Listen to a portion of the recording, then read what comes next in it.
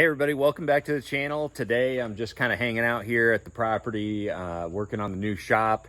Obviously it's not finished, but we're getting there. We need concrete and all that good stuff. But yeah, we're starting to put this shop together. I'm really excited to see this thing done and have a really cool workspace to work with. You know, I'm going to put slap board, all kinds of stuff for all my Elastec baits and all the baits in general, all my tackle. So this is going to be a lot of fun working on this. But speaking of tackle, I had a question that I've actually been asked a couple times. I don't know why I haven't done this video sooner, but I got a question because I did a video yesterday of me going out and frog fishing a little bit on Lake Chickamauga. I hadn't been out since July on Chick, just, you know, hectic travel schedules in Alaska, you know, a lot of stuff, but it was exciting to get out there, you know, caught a few fish, had a good time for a couple hours. And you know, one of the questions I got on social media, so thank you to who dropped that question, was what's the difference between fishing a hollow body frog and a solid body frog, was the way he put it.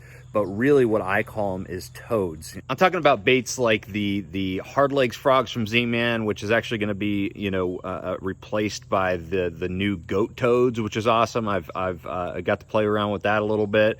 But that type of bait where you've got those boot style kick tails, where you've got those tails that kind of those legs that sputter and spit and they create a lot of commotion on the surface, and really you're just supposed to be reeling them in to create that action, that sputtering kind of buzz bait action on the surface. It's obviously very different as far as the design, but when is the appropriate time to use a hollow body frog versus a solid body one, which I actually call a toad? I don't call the solid body frogs actual frogs. I call them toads. You know, any of those baits that have those tails that are designed to spit and sputter like that, I call toads. That's the category that I put those under. But what is the difference? So let's start off with a hollow body frog. A hollow body frog is good for several different situations. Actually, it's very versatile. You can use it in a lot of different situations that you would use a topwater bait. You know, for instance, you know, if you're looking to you know, cast to isolated cover or skip underneath overhanging trees on the bank or something like that, a frog is really good to be able to walk around that type of cover and keep that bait in the strike zone for a long period of time. That's one of the best ways to get a strike from a frog. One of the best situations to choose a frog over other types of baits, and they're super weedless. You know, the hooks that are in these frogs, like the leap frogs here, very weedless, and you can work these baits around in and around cover and keep it in the strike zone longer because they're just floating there and you can just walk them back and forth at your own pace.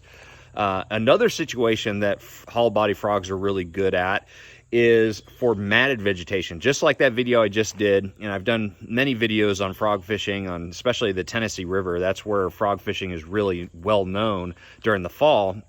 You know, when you've got matted out vegetation, it's matted out on the surface, and maybe you got some algae on there, and you're looking for something to be able to call those fish out of that cover and to blow up on a bait. That's where a frog comes into play. Hollow body frog, that's a perfect situation for them. You cast them over these big grass flats, these big grass mats, and just slowly bring it over that grass mat, and you'll get some vicious strikes.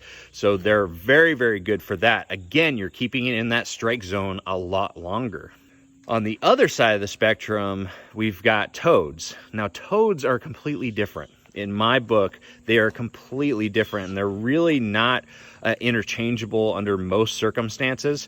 Really, where a toad is going to excel over a frog, a hollow body frog, is when you're trying to cover large, vast areas of shallow water flats. And a perfect example of that would be, you know, say you're fishing this large shallow flat that has emergent grass like Kissimmee grass or you know, maiden cane or lily pad, something like that, and you need something to be able to cover a lot of water. A toad is the perfect presentation for that, because you can make long fan casts, cover a lot of water, get strikes, and whether or not you get those fish in the boat, you know, it's really all about finding the right areas. So keeping the trolling motor on high and keeping that bait moving. So a toad is really good for a search bait, especially in places like Florida or any place that has shallow grass flats. You know, that's where a toad's going to excel. And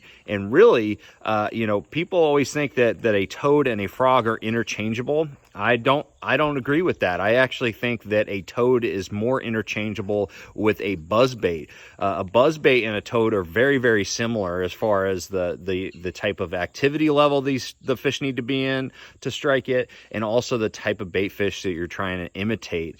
You know, both of them are buzzing on the surface. They're creating that bubble trail. They're creating a lot of commotion, and you can cover a lot of water.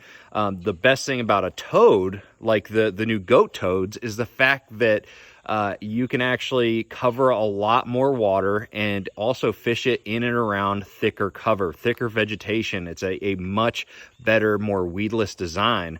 And, you know, what's really cool is when you pair the two together, the buzzbait going with a GOAT ToadZ or a type of topwater toad, you can actually skip a buzzbait a lot better. It really complements that buzzbait, creates a lot of lift. So not only are they interchangeable, a buzzbait and a toad, but they're actually complementary sometimes. So just keep that in mind. But that's essentially my take on a frog, a hollow body frog like this leapfrogs here that I love. This one's actually pretty beat up.